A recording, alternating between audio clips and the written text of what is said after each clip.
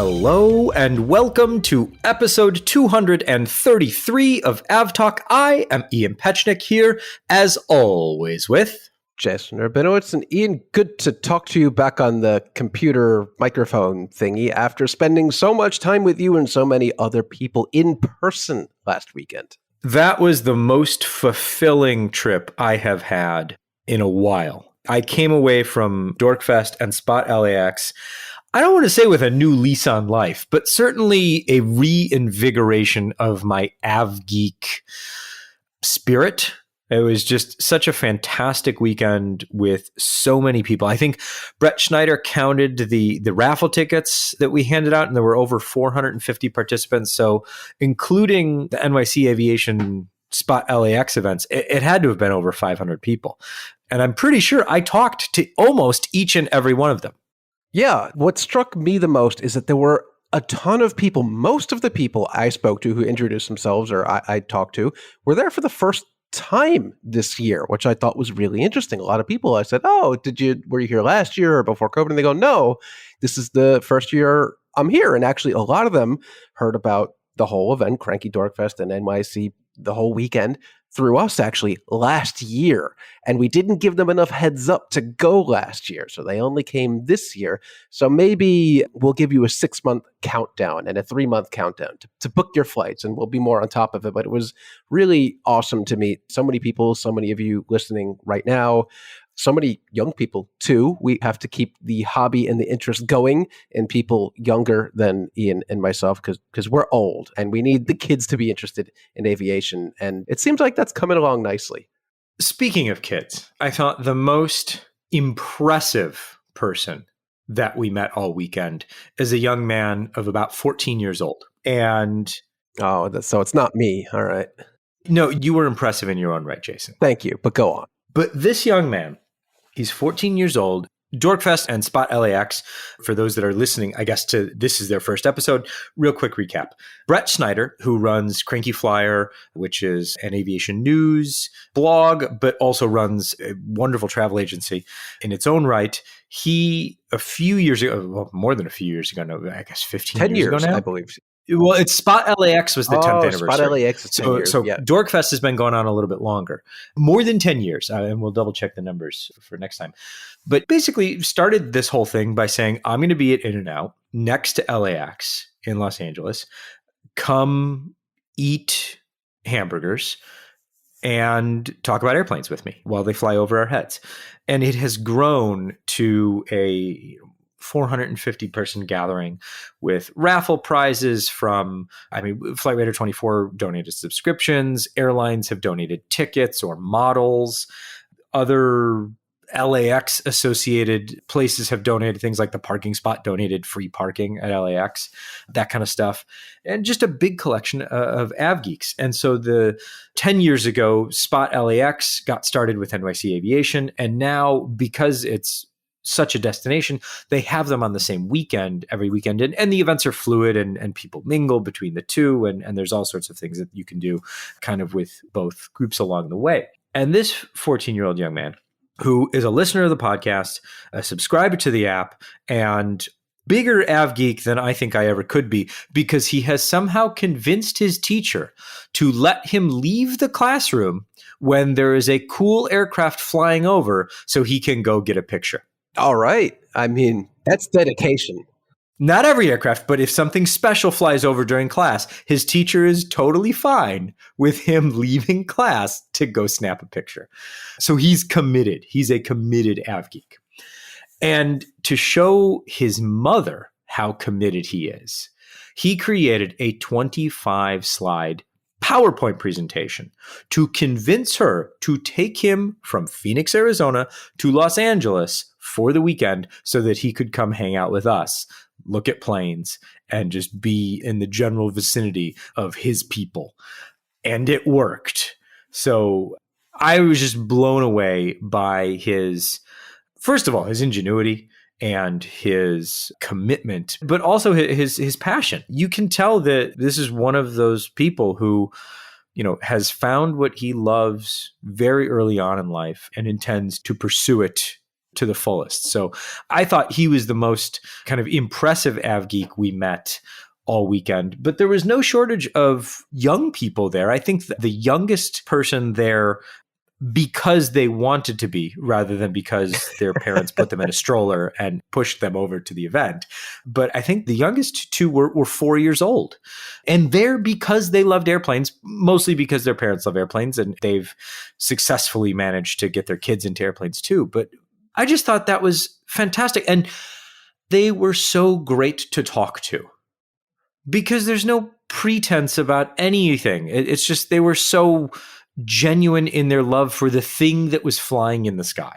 Yes, just you ask, why are you here? And they go, I like planes. And you go, okay. And to be clear, that excuse goes all the way up until probably the day I die, no matter how old I am when that happens. But to hear that from multiple people that age, 4 years old, is kind of, I didn't like anything that much when I was 4 years old. I don't know about you, but it's good to see some people pick out such a hobby that young and create a 25-slide PowerPoint presentation on why you should go to something called Cranky Dorkfest at the In-N-Out next to the airport. And to her credit, his mom was so on board with his passion. And she was absolutely committed to making sure that he had as good a time as he possibly could. I was really impressed by her. It was clear that she understood that he was passionate about it, but she didn't really understand why. It didn't have that, little extra step, which I know my parents don't. They're like, you have fun with that. But it was really great to see her encouraging that. Dorkfest is such a great event. And I mean, we've been talking about it because I think the biggest thing about Dorkfest, and I told Brett this over the weekend, and I told it basically everyone I talked to, is that there's no pretense other than you have to enjoy aviation. Because there are people there who are, so deep into the industry at the top of major airlines, C-suite executives at major airlines that are there. And then there's a 4-year-old kid and they're talking to each other because they both love airplanes.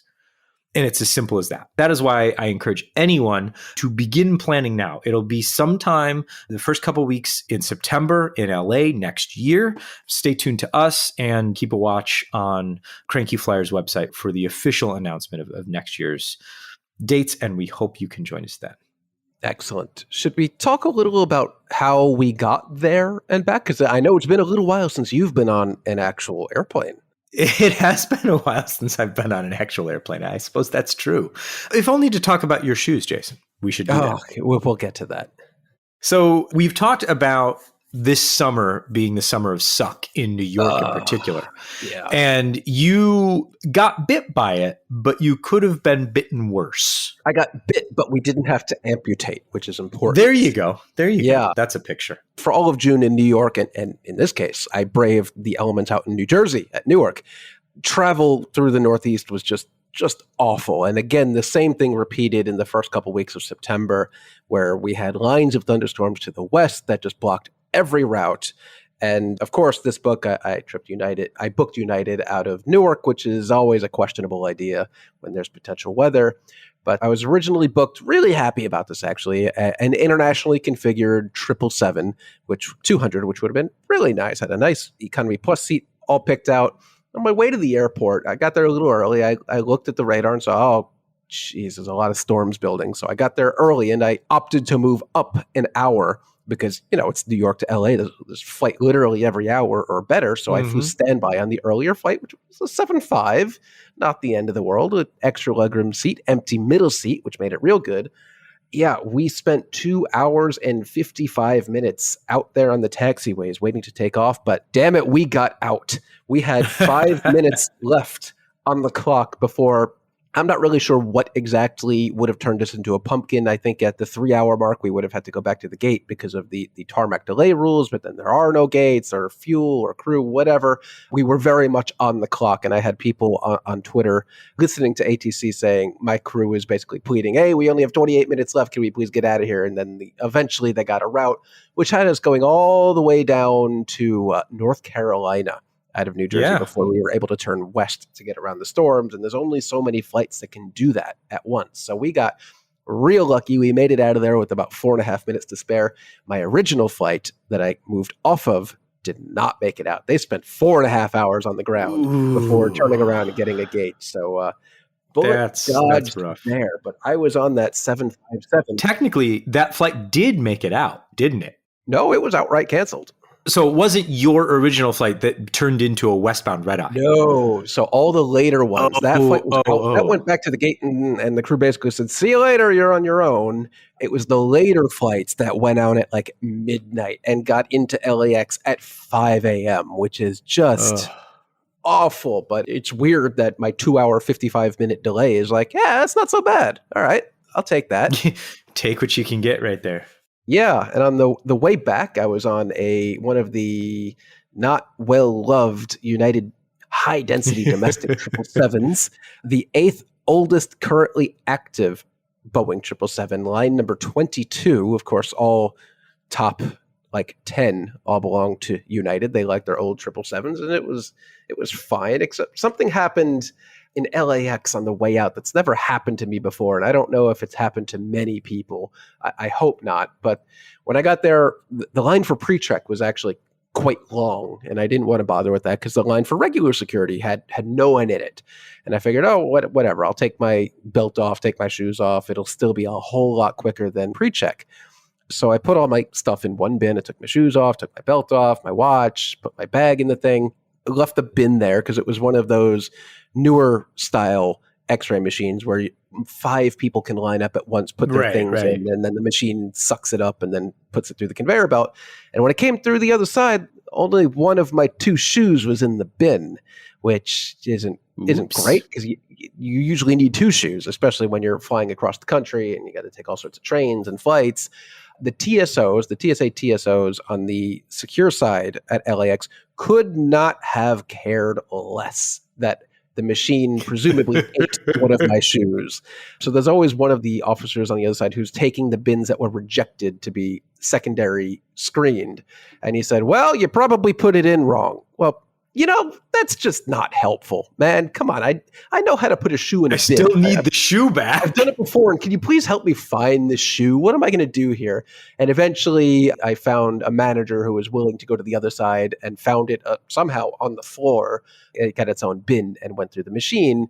And I didn't really think about it before, but these new style machines where 5 people line up, you queue, you leave, basically. You go through the x-ray machine or the swirly thingy, the whatever that is, the full body scanner, and then you just hope that your tray gets sucked into the queue properly and goes through the machine. You don't actually have eyes on it at that point. So during that time, anyone could do anything to that bin. The TSOs aren't really going to see everything going on. If recent news is any indication, they're probably going to steal stuff right out of your bag.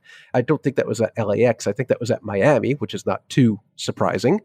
Miami has a history of things like that, but it just was like, man, I didn't put the shoe in the bin wrong. The thing fell out or someone took it out or it got knocked out. I put the shoe in the bin, but I was very happy to be reunited with my shoe. I guess my question is, how would you put the shoe in the bin wrong? Like, I don't know. How does that work? I guess if you overload the bin and it's kind of like sticking up and hanging off the side, maybe it falls out. Right. I don't know, but be a little more compassionate when a man's sitting there with one shoe in his hand and needs both. But I got there. It was fine. We got a gate early in Newark. You had a very different experience. So I was on the same plane both ways. And that's interesting. An interesting experience. On a hub-to-hub route like that, you would not expect to see the same aircraft doing the same route like that repeatedly. Usually they cycle them in and then they go somewhere better. They did go somewhere better. This was a really cool thing. So I got on the plane in Chicago. So this was a United 787-10. I got on the plane in Chicago, flew to Los Angeles. The plane went from Los Angeles to Tokyo and back, and then took me home back to Chicago. So it only had time for one turn? That's awesome. Yeah, one Tokyo turn. So it goes to show you, I mean, fleet utilization, man. That's where it's at. But yeah, so getting out was fine. I love the domestic, so internet, it's Polaris configuration on the 787. So I use this trip to check off the 787 bingo card. The 10 was my remaining 787. So I've done the 8, the 9, and the 10. And that's, I mean, if we're being geeky about it, which is what this podcast is for, I'm pleased as punch that I was able to do that. I'm not bitter at all last year that United subbed out a Dash 10 for That's a Dash right. 9. Nope. That's not at right. all bitter about that.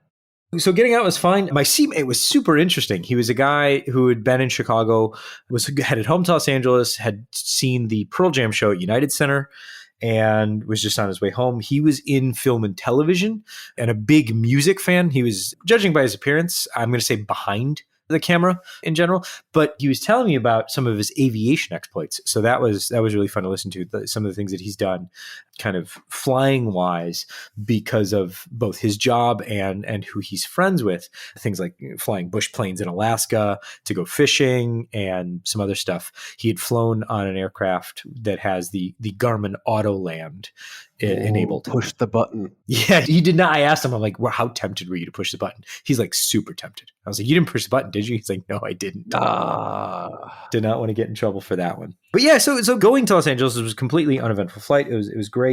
I used the smart, I guess, tip of on an internationally configured 787, the premium economy is sold as economy plus.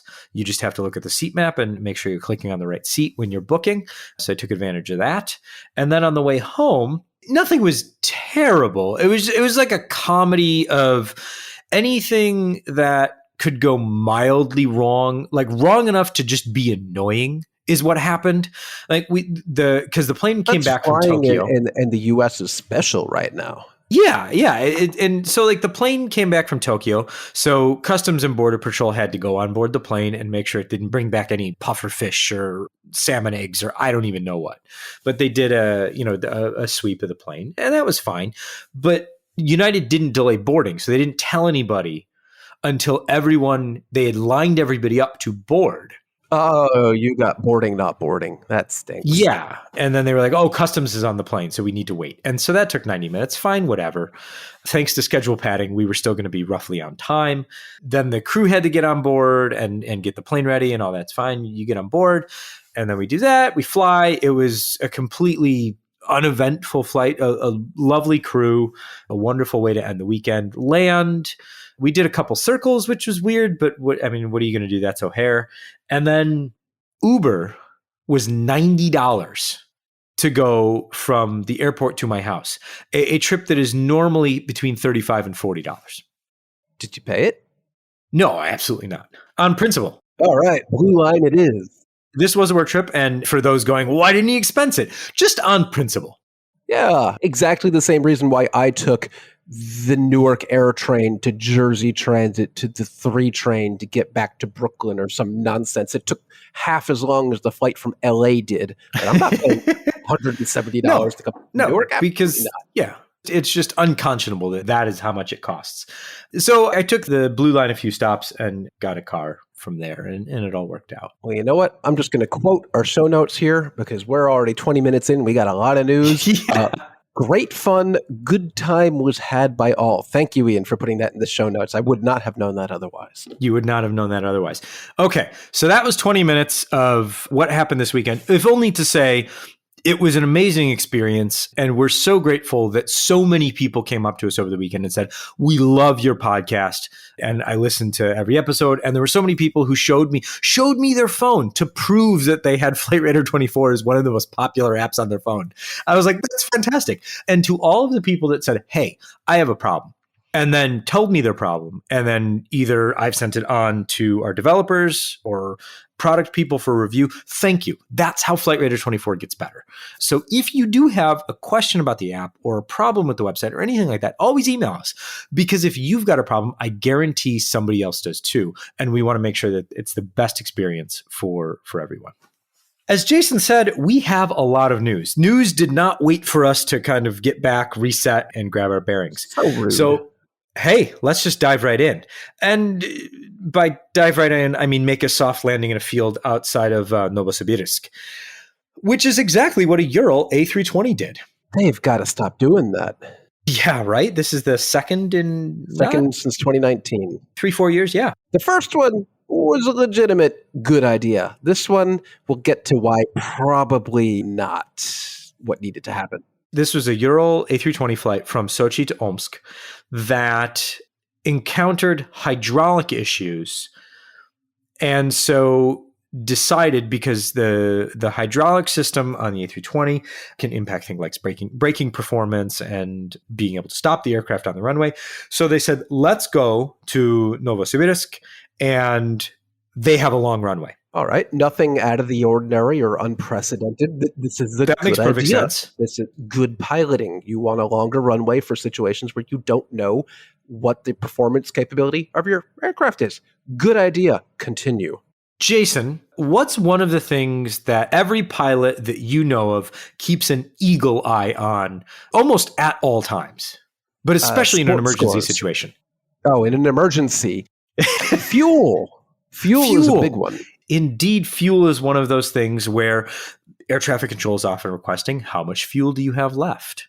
Both for a timing issue, but also to understand how heavy the aircraft is going to be, and in the case of an emergency, how much fuel is going to be on board. Always the question, right? Number of souls on board and fuel remaining. Those are the two questions. And these particular pilots failed to keep an eagle eye on the fuel remaining portion of the proceedings and proceeded to, near Novosibirsk, land in a field because they ran out. Yeah. So obviously, we always say we wait for the final report to be issued by the respective investigation agencies in this case. But in this case, it really feels like a foregone conclusion here that this crew did what they thought was the right idea. And it obviously was. They tried to divert to an airport with a longer runway, but they may not have taken into account that their landing gear was down and their flaps were deployed and probably couldn't retract due to the hydraulic issues. And your performance, your range with all of these items out, ruining your aerodynamics, your fuel consumption goes way up and your range goes way down.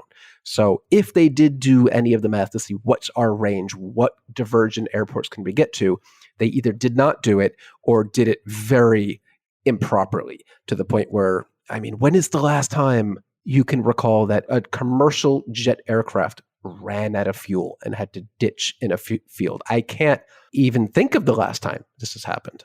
I mean, you've got the Azores glider, the Air Transat Azores glider, and that was a fuel leak, though. That wasn't caused by. You mean like just plain when is the last ran time the they tanks just empty? Ran out of fuel and had to ditch somewhere that was not an airport? It has probably been decades. Beyond, yeah, I don't know. That one's a good question. Like, without mitigating circumstances where there's a mechanical issue or something like that. I mean, there were mechanical issues, but in this case, it wasn't like the fuel pump stopped working. Oh, okay. You know what? Maybe that's one, the BA ditching at Heathrow, where the fuel pumps got clogged with ice or something along those lines. But that's not really the same thing. This was just they ran out of fuel. I mean, I guess maybe Avianca on approach to JFK, but that was decades ago. I think that was before either of us were even a thing, and that wasn't they ditched. They just kind of fell out of the sky. In this case, they just ran out of fuel and ditched. But thankfully, all is well that ends well. There were no injuries reported. The aircraft thankfully landed in a field, didn't encounter any boulders or whatever and break up. The aircraft will be broken up because it can't take off from a field. You never know until you try, Jason. Exactly. But unfortunately, that will not be happening. So this is the second Airbus aircraft in 4 years that will be broken up in a field. Again, the first one probably a good idea. This one, not. But yeah, it's I'm very interested, and hopefully we get to see a preliminary and final report. I assume Russian authorities are still doing that. Yeah, I mean, if nothing else, the Interstate Aviation Committee has been quite thorough in their reporting. Yeah, I'm a little disappointed that there's so much jump to praising the crew for safely putting the aircraft down when they seem to be the ones that put it there in the first place. But again, no injuries, luckily, thankfully, so can't be all that mad, I guess. But this is just something that should not have happened, and just luck on their side this time. Yeah, so we'll wait for the report. Oh, and speaking of Russian accident investigation reports, I have a link, and it will be in the show notes, for the last report that we talked about for the landing in Turkey by Nordwind. That will be in the show notes. I got a copy of the actual report rather than just the kind of the headlines on that and the initial pictures from social media. There is a full report with additional pictures. It doesn't paint a better picture. It just paints a more full one. Yes. Speaking of, I don't know. I don't have a transition for this one. Pratt and Whitney engines are just messed up. I can't read the show note you have here because it's not. No. I put a not family friendly line in the show notes. So choose your adverb accordingly. Yes. If you are an airline that has Pratt and Whitney engines on your 320neo or I guess A220, you are very unhappy right now. So RTX, which is the parent company of Pratt and Whitney, says that between 600 and 700 of the Pratt and Whitney 1100G engines need to be removed from the A320neo wings between now and 2026. And here's a quote. This is currently beyond Pratt & Whitney's shop visit forecast entering 2023. So this is an additional amount of aircraft that will need to be grounded so that their engines can come off the wing so that they can be inspected and retrofitted as necessary. They say that they're going to have most of them done by the middle of 2024, but they're also going to have 350 aircraft on the ground.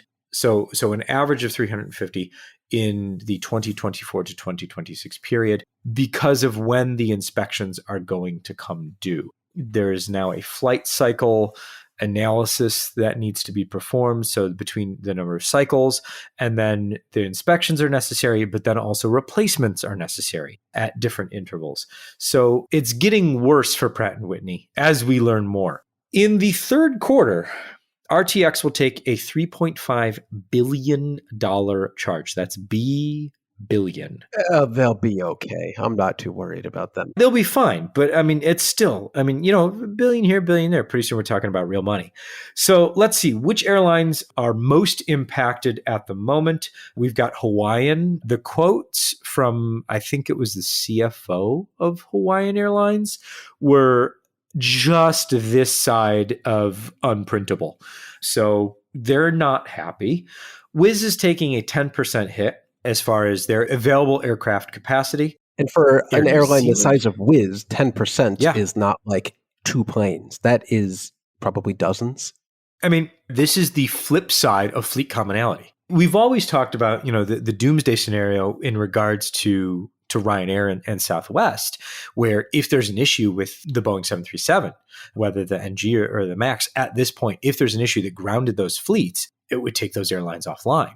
This is an issue that's grounding, not entire fleets for entire airlines, but big chunks like Air New Zealand has had to reduce its capacity. Scoot's been affected to a lesser extent. And, airlines that operate these engines are looking and going, what is the likelihood that I will have the A320neo available in my fleet at X date? Because they've got their schedules decided, for now. But then the next time they reconfigure their schedules, the next time those schedules come out, what is that airline going to do? Do they have to take into account that 10 of their aircraft are out of service, or 5 of their aircraft are out of service, or 20 of their aircraft are out of service? Yeah, this seems very similar to the early days of the 787, where the Rolls-Royce engines just were not reliable. They had to be taken off wing, and you had a lot of aircraft grounded at any given time.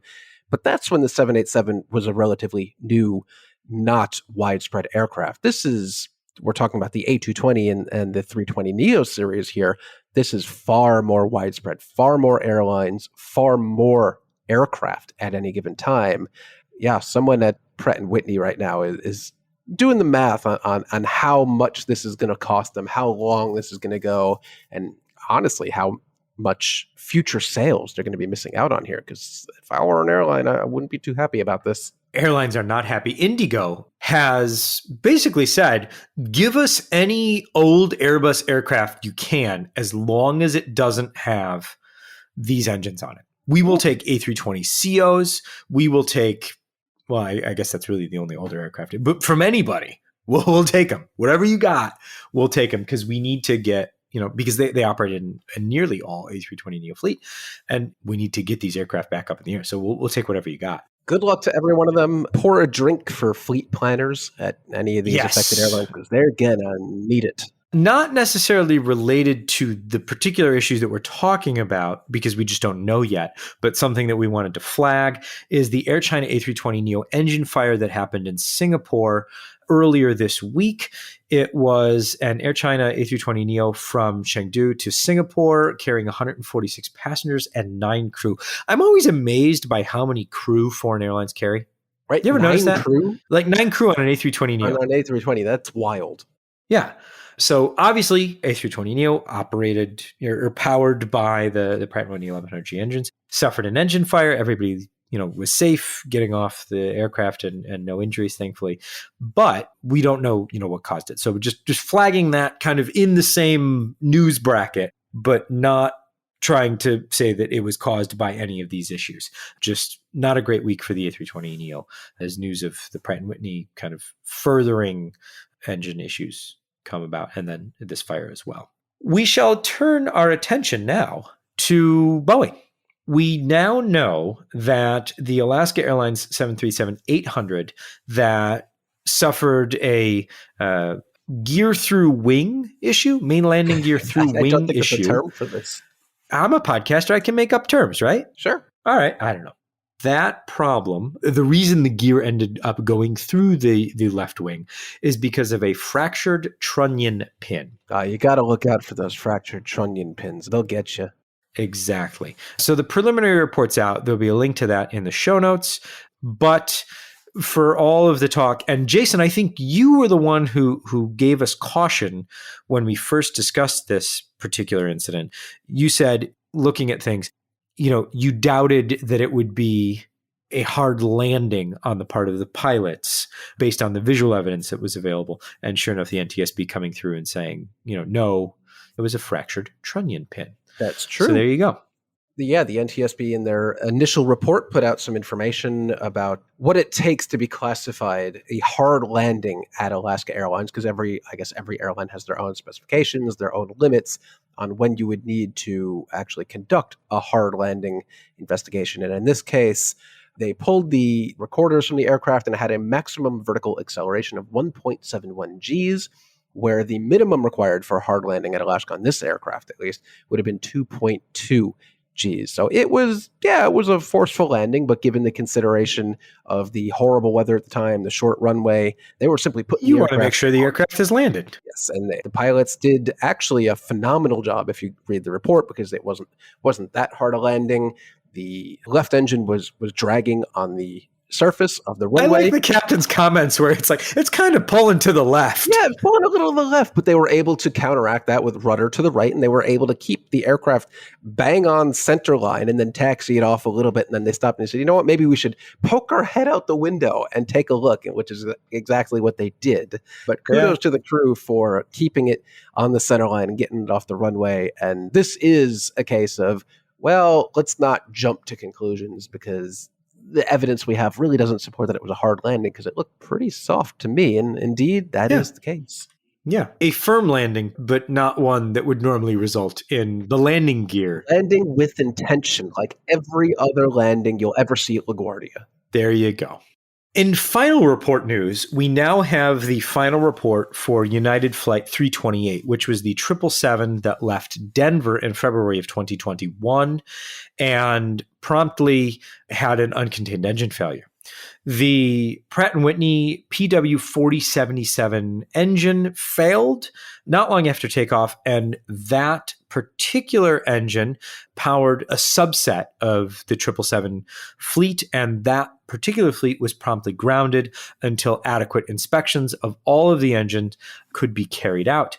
The NTSB issuing its final report saying partially that the engine design and testing were to blame, but also the fact that the inspections were inadequate because there were already required inspections for this particular engine. The root cause was actually kind of already known and had been flagged by FAA airworthiness directives.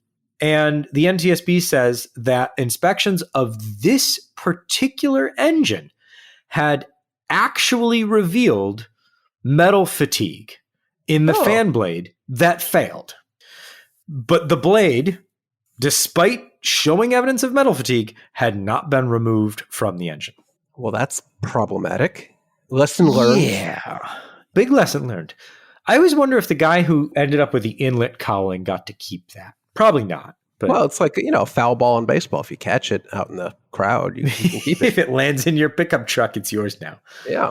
And that was line number 5. So even older than the aircraft I was on by a good bit. That was, I believe, N772 UA. I was think on so. 775. Yeah. So, I had lots of buffer from being on that aircraft. Yes, indeed. But your aircraft has since been thoroughly inspected and retrofitted if necessary, and is now on a scheduled inspection regime. Fantastic. Because that was what the airworthiness directive that came out of this accident required. At 30 years old, I'd rather it be on a scheduled retirement flight to Mojave or something. Like, enough. Soon enough. Let's see. So the link to the report will be in the show notes. And now we move on to the kind of good news section of the podcast. Like the good Airbuses. stuff, the fun stuff. Yeah, the good stuff. Like the 321 XLR is going to go find itself on some journeys across Europe, across the Atlantic, going to check out the US and head back onto France and debrief what it wants to do when it grows up. Exactly. It's going to find itself, Jason. The A321 XLR is embarking on a 10-day route proving tour. The first was a lovely Mediterranean tour lasting about 7 hours. The second flight is a polar flight, which our own Chris Lomas is currently on board. We're recording this on Wednesday, the 13th of September. They are in the air at the moment, flying to the North Pole and back from Toulouse. And Chris will be on the show next week to give us his take on what do you do on a route proving flight? What happens? What is going on? Because I have no idea, other than I know they're flying this particular path and making sure that the plane works. So we're going to talk with Chris next week, and we'll have much more on our blog and on our YouTube channel from this particular flight and his experience in Toulouse. Generally, he's speaking with a lot of very interesting people, including the flight test engineers, the ground telemetry engineers, as well as the actual flight crew from the aircraft. The coolest thing, and I didn't know that this was a requirement for certification, the aircraft has to be kept on for 10 days, powered on for 10 days. It can't turn off. That's not all that unusual, because what was it, the airworthiness directive for the 787? Like, you have to reboot it once every a month, so many hundred it's hours. It's going to plummet out of the sky and kill everyone on board. Like, that was a real thing, right? Yep, it sure was. So this particular set of flights the aircraft will be on the entire time, powered on the entire time. And I don't think I'm exaggerating that case. It was quite literally, there's a limitation on the number of hours you could keep the 787 powered on for before everything fails, basically. Yeah, all the computers would restart. So if you were in the air, all the computers would restart. It's a computerized especially aircraft. If you're about to land. So, yeah, that could be a problem. So really cool stuff, and we'll hear more from Chris next week. So stay tuned for that and check out our blog for updates before then.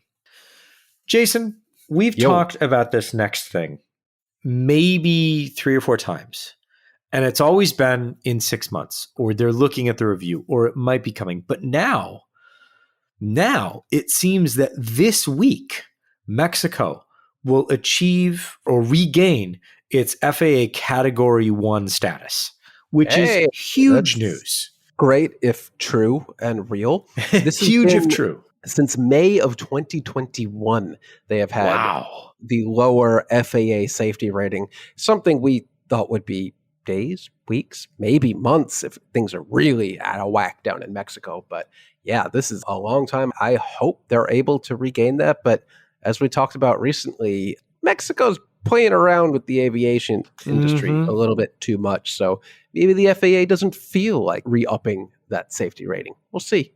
We'll see. So updates this week. Next week, hopefully we can report it's official. They've achieved their Category 1 rating. And you know who's going to make that decision?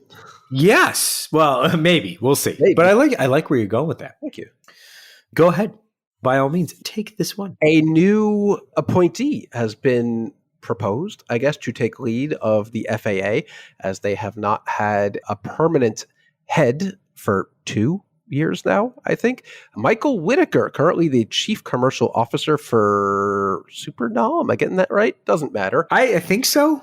a Hyundai company developing an electric air vehicle who served as the deputy FAA administrator under the Obama administration, which is very interesting. So any possible rebuttal or dissent to Whitaker's nomination here should be swift rejection because he was already the deputy FAA administrator. So who better could you ask for at this point? Yeah, I haven't seen any pushback. I've seen airlines, I've seen unions, I've seen senators who need to approve the nomination say that it's a good nomination, should be swiftly approved, and Just everyone's looking do it forward already. That's to having a permanent head. We So need to that'll have be a permanent head already. This has gone on way too long. And honestly, at this rate, maybe this happens by the end of the current administration. Maybe, fingers crossed. Washington Maybe. doesn't seem to be in the habit of making things happen too quickly these days. So we'll see.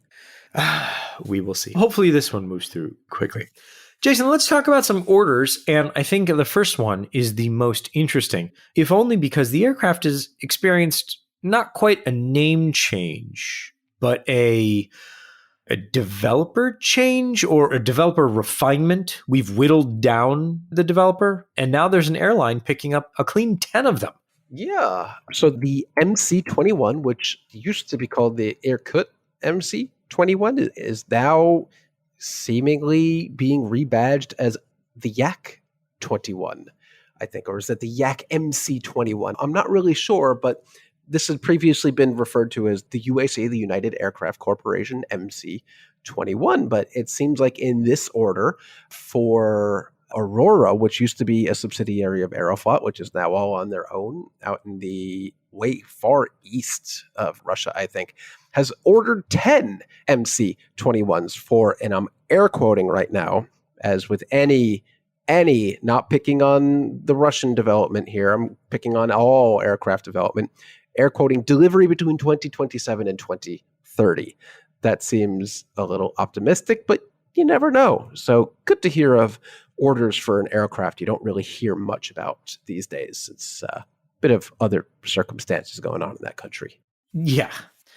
Switching gears to the 737 MAX, we've got a 25-strong order from SMBC Aviation, the lessor there, bringing their total order book up to 81. And then Vietnam Airlines has, Jason, it's a, quote, commitment to order, I believe, 50 737-8 MAX aircraft. So it's not even an MOU, not a firm order, not options, a commitment to order. It's like between an LOI and an MOU, maybe? They I commit don't know. to it, but only if, they're really committed.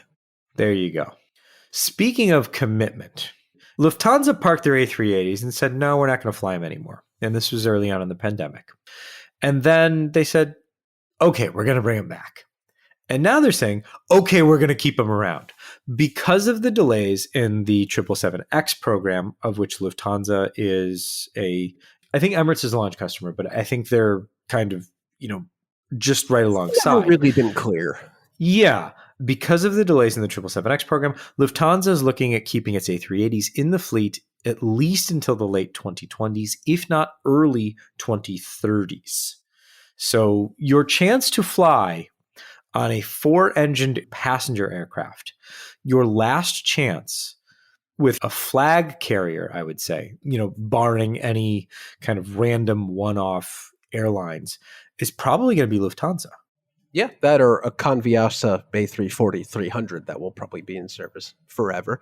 But Fair enough. Looking to fly said A380, Lufthansa and partner Swiss just announced a whole slew of new and somewhat interesting routes actually to North America. So the A380 specifically will be popping into Washington Dulles, which is interesting. There are already some other A380s in Dulles. I think Lufthansa joins British Airways and Emirates down in Dulles, which is nice. But they're also adding some new routes for summer 2024. 2 new dots for Lufthansa, and that would be Frankfurt to Raleigh-Durham and Frankfurt to Minneapolis, which is really going to piss off Delta. I'm surprised we already haven't seen a rebuttal about that one, but they're also adding Munich to Seattle. Not an A380 route just yet, but Munich is Lufthansa's A380 home base, so wouldn't be out of the question to see a Munich-Seattle A380 route on Lufthansa. Does the A380 even have the legs to do that? That's quite a long flight. I'm not sure. The answer is probably, but we'll look into that. Probably. Yeah. Interestingly, also, Swiss is adding Zurich to Dulles. Dulles is a popular destination these days. And also seasonal Zurich to Toronto, which is historically a very underserved airport for international competition. Canada is usually very protectionary on its routes. But all in total, Lufthansa Group will have 27 distinct North American destinations in summer 2024, which is just kind of wild. I mean, it's really fascinating to me what their strategy has been. And as we talk about Lufthansa, I feel like we should talk about the wider Lufthansa group, because we got a handful of helpful emails over the week because we talked about Discover Airlines last week. And Jason and I had expressed some kind of confusion about where this was coming from, and Eurowings Discover versus Discover. And we've been informed by folks in Germany and folks outside of Germany that basically they were always separate airlines, and they used Eurowings because Eurowings was a well-known brand and Lufthansa needed the money from the German government. So it was easier to sell Eurowings to the German public, and it was easier to sell Eurowings to the German government. So they didn't want to start by building a new brand. But this was always the plan from the get-go, to have two separate airlines with different names. And so the breakout is just kind of the plan coming to fruition rather than Lufthansa deciding something new at this point on the fly. So thank you to the folks that wrote in and provided that explanation. It was enlightening, but also still confusing. Still not getting why there's Lufthansa and other Lufthansa and other Lufthansa. And don't forget all of the other Lufthansas, and also somehow ITA plays into this somehow. It's all very confusing. None of it makes sense. You can try to rationalize it, but there is no rationalizing it. It's confusing. It's extreme market segmentation is what it is. Sure. Shall we end the show with something new? Something Pacific, maybe. Maybe an airline. Yeah. If you are familiar with Northern Pacific, which wasn't really doing anything in the north, nor anything over the Pacific, turns out they needed a new name because someone was already called Northern Pacific, and apparently they didn't look into that too hard. But their new name is New Pacific Airlines. Still not flying anywhere over the Pacific, unfortunately. But if you're looking for Northern Pacific, try looking for New Pacific Airlines. And I find it interesting. Northern Pacific Airways is now New Pacific Airlines. Yeah, they didn't even want to keep the airways. They switched to airlines, which they didn't seem to need. But okay, whatever. Good luck to them. So new name and good luck to them. I guess I appreciate their transparency too, because they were like, yeah, we're changing our name because we're getting sued. Yeah. All right. Thanks for letting us know. That's a lot of signage that just went up to change, a lot of liveries to change, a lot of collateral to change. That's expensive for an airline that probably doesn't have all that much capital going on right now. Well, hopefully they can figure something out. Maybe just like a Sharpie or something. Yeah. Whiteout and Sharpie. Never fails. Problem solved. All right. I have to say, this was a large episode. Not the episode that I had kind of initially planned this week. I was like, well, we'll soft pedal back into things after Dorkfest. It'll be a good episode. But then the aviation industry was like, we never stop. And Nothing it's true. stops. It never stops. Unless it's you're a 24-hour a day. Powered aircraft. Well, and maybe, I don't know. That was a low blow. Didn't need that. It felt right. But it felt like you just slipped it right in there. In any case, this has been episode 233 of AvTalk. I am Ian Petchnick, here as always with Jason Rabinowitz. Thanks for listening.